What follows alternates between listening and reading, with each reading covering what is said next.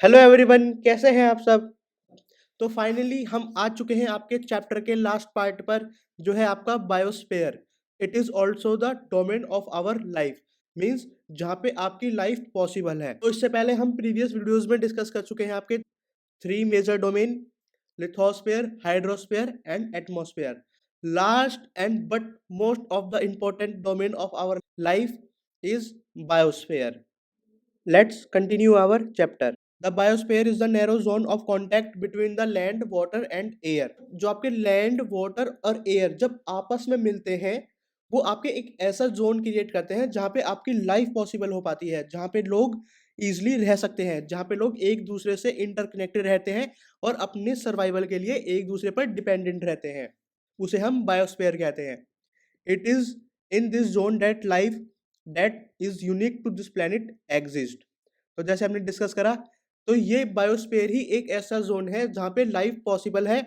और life possible होने की वजह से ये हमारे अर्थ प्लेनेट को एक यूनिक प्लेनेट भी बनाती है, क्योंकि आपके और भी प्लेनेट्स हैं, उनमें लाइफ पॉसिबल नहीं है, बट अर्थ में ही सिर्फ लाइफ पॉसिबल है, क्योंकि यहाँ पे जो मेजर जो आपके कंपोनेंट्स हैं, जो आपको लाइफ को जीने के लिए चाहिए, आपका हाइड्रोस्फीयर, लिथोस्फीयर, ये सब आपके बहुत ही इंपॉर्टेंट कंपोनेंट्स हैं आपके सर्वाइव करने के लिए। तो ये सारे आपके अर्थ पे इजीली अवेलेबल है, जो सारे मिलके एक बायोस्फीयर बनाते हैं, जहाँ पे लाइफ एग्जिस्ट हो पाती है, जहाँ पे लोग इजीली रह पाते हैं।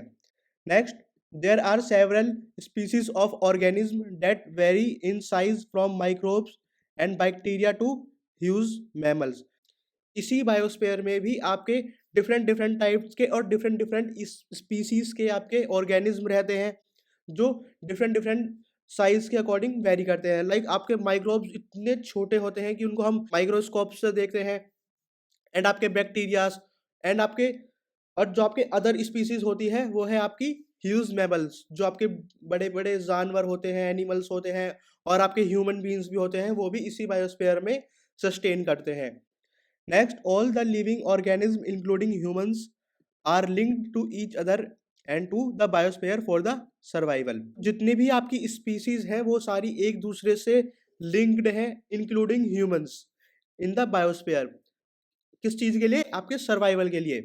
अब वो कैसे, आपको एक पिक्चर के थ्रू समझते हैं। तो आप इस पिक्चर की मदद से पूरे बायोस्फीयर को इजीली समझ सकते हैं। आप इसमें देख पा रहे हैं, ये आपका एटमॉस्फेयर है, ये आपका लिथोस्फेयर है, और ये आपका हाइड्रोस्फेयर।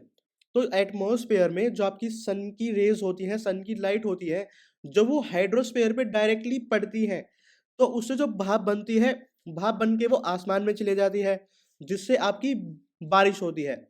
तो बारिश होने के बाद जब वो आपकी लैंड पे गिरती है, तो उससे प्लांट्स, आपके बहुत सारे एनिमल्स, आपके जितने भी एक्वा मरीन जो लाइफ है, उनको एक लाइफ पॉसिबल हो पाती है, क्योंकि पानी हर किसी के लिए बहुत ही ज़रूरी है।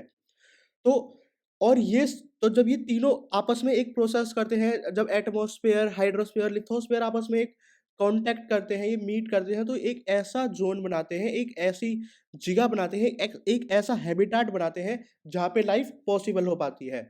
तो हम ह्यूमन्स हैं, वो प्लांट से कनेक्टेड है, हमको अपने जीने के लिए, हमको खाने के लिए, हमको प्लांट्स पे डिपेंडेंट रहना होता है। जो आपके प्लांट्स हैं, वो आपके वाटर पे डिपेंडेंट है, आपके जो फिश है, वो भी आपकी वाटर पे डिपेंडेंट है, और जो वाटर आपका आता है, वो आपको रेन के थ्रू आता है।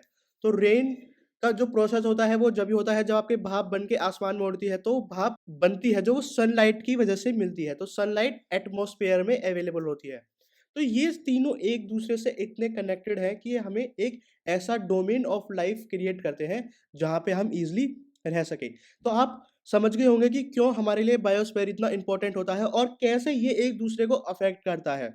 तो बढ़ते हैं हम आपके नेक्स्ट पार्ट की तरफ। The organism in the biosphere में be broadly divided into plant kingdom and the animal kingdom. जो आपके बायोस्फीयर में ऑर्गेनिज्म हैं, जितने भी आपके ऑर्गेनिज्म हैं, वो मेनली दो कैटेगरीज में डिवाइडेड है। एक है प्लांट किंगडम, एक है एनिमल किंगडम। तो प्लांट किंगडम में आपके जितने भी प्लांट्स और प्लांट्स की वैरायटीज और उनकी स्पीसीज आती हैं, उन्हें हम प्लांट किंगडम में इंक्लूड करते हैं। और एनिमल किंगडम में जितने भी आपके एनिमल्स और इंक्लूडिंग ह्यूमन बींग्स, ये सब आपके एनिमल किंगडम में आते हैं। नेक्स्ट है आपका the three domains of the earth interact with each other and affect each other in the same way और द अदर। तो हमने अभी डिस्कस करा कि जो आपके 3 डोमेन हैं, एक दूसरे से इंटरैक्ट करते हैं, बट वो एक दूसरे को अफ़ेक्ट कैसे करते हैं, उसको हम अब डिस्कस करेंगे। और इसी प्रोसेस की वजह से हम जितने भी प्रॉब्लम्स आज के टाइम में फेस कर रहे हैं, उन्हें हम डिस्कस करेंगे। For example, cutting of forest for fulfilling our needs of would.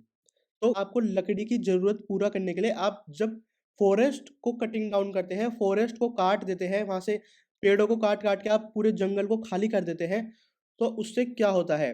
उससे क्लियरिंग लैंड फॉर एग्रीकल्चर, एक तो उससे लैंड क्लियर हो जाता है, मीन्स जब आप पेड़ों को काटते हैं तो वहाँ पे जो सारा एरिया है वो खाली हो जाएगा, और वो खाली किस लिए किया जाता है? वो एग्रीकल्चर के लिए खाली किया जाता है आपका फॉरेस्ट।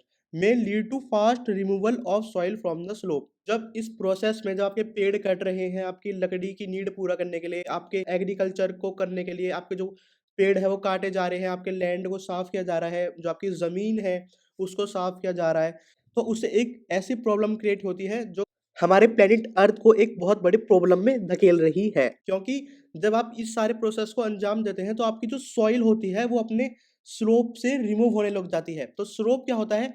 स्लोप का मतलब होता है सरफेस। तो जो आपकी सॉइल होती है सरफेस से तेज़ी से वो रिमूव होने लग जाती है। तो अगर वो सॉइल रिमूव हो गई तो फिर उससे सॉइल पॉल्यूशन होगा, और सॉइल पॉल्यूशन की होने की वजह से आप काफ़ी सारी प्रॉब्लम्स देख पाएँगे। नेक्स्ट है आपका, सिमिलरली अर्थ सरफेस में be changed due to natural calamities like earthquakes. For example, there could be submergence of land as happened in the case of tsunami recently. तो जब आपके अर्थक्वेक्स आते हैं, आपकी सुनामी आती है, तो जो इतने तेज वो होते हैं, उनकी वजह से आपके जो लैंड है वो ज़मीन में धंसने लग जाते हैं। वो अंदर की तरफ दबने लग जाते हैं, जिससे आपके लैंड का जो सरफेस का जो रिमूवल है वो हो सकता है, और वो होता भी है। Parts of Andaman and Nicobar were submerged under water. तो आपका अंडमान एंड निकोबार आइलैंड है आपके इंडिया के, वहाँ पे भी आपका ये एक हादसा देखने को मिला, जहाँ पे उन दोनों आइलैंड के कुछ पार्ट अंदर पानी में डूब गए। किसकी वजह से? सुनामी की वजह से। और ये सुनामी आती किसकी वजह से है? हमारा जो बायोस्फीयर है वो एक दूसरे से इंटरकनेक्टेड है, तो उसी की वजह से सुनामी भी आती है। Next, discharge of waste material into lakes and rivers makes the water unsuitable for human use. तो जो हम अपने लेक्स हैं, आपके रिवर्स हैं, उनमें जो हम गंदा कूड़ा कचरा जो भी फेंक देते हैं, उससे हमारी जो लाइफ है वो अनसुटेबल हो जाती है। कैसे? एक तो वो पानी अनसुटेबल हो जाता है, हम उसको पी नहीं सकते, और दूसरा जो आपकी नदी और झील में, आपकी लेक्स में जो लाइफ है, यानी आपकी जो मछलियाँ हैं, फिश हैं, आपके जितने भी एक्वा मैराइन हैं, वो सब डैमेज हो जाते हैं। उनकी लाइफ को भी काफ़ी सारा अफेक्ट पड़ता है एक इस प्रोसेस की वजह से। It also damage the other form of life. Next है आपका, emission from industries, thermal powers and vehicles pollute the air. Emission क्या होता है? जब आपका जो धुआं है, आपकी जो हार्मफुल गैसेस है वो इंडस्ट्रीज से निकलती है, थर्मल पावर प्लांट से जो निकलती है, व्हीकल से जो आपका धुआं निकलता है, वो पूरे एयर को पॉल्यूट करता है। जो हमारा एटमॉस्फेयर है उसे वो पॉल्यूट करता है। जो इसमें आपका जो एटमॉस्फेयर है वो आपके इंडस्ट्रीज का जो धुआं है की वजह से आपके एटमॉस्फेयर काफी प्रदूषित होता है। Carbon dioxide is an important constituent of air. तो हमने एटमॉस्फेयर में डिस्कस करा था कि जो आपकी CO2 है, एक तो वो काफ़ी इम्पोर्टेंट है, क्योंकि और प्लांट ही उन्हीं की वजह से सर्वाइव कर पाते हैं। But increase in the CO amount of CO2 leads to increase in global temperature.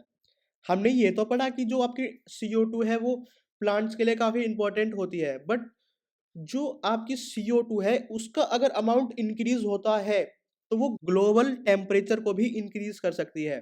तो इसीलिए जो चीज़ जितनी है उसकी लिमिट है, उसको उतना ही रहना चाहिए, लिमिट ज़्यादा क्रॉस नहीं करनी चाहिए, क्योंकि आपके CO2 की मात्रा है वो इतनी है आपके अर्थ में कि वो प्लांट्स इजीली उससे सर्वाइव कर सके।